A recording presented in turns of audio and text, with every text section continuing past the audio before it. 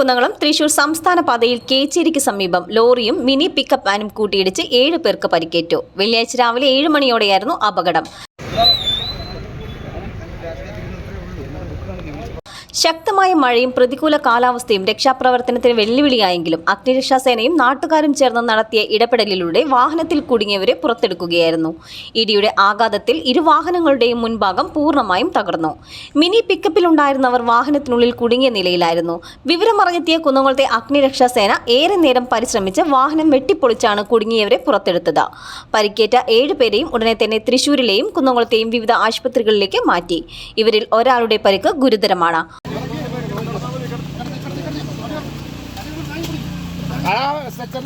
അപകടത്തെ തുടർന്ന് സംസ്ഥാന പാതയിൽ ഗതാഗതം തടസ്സപ്പെട്ടു.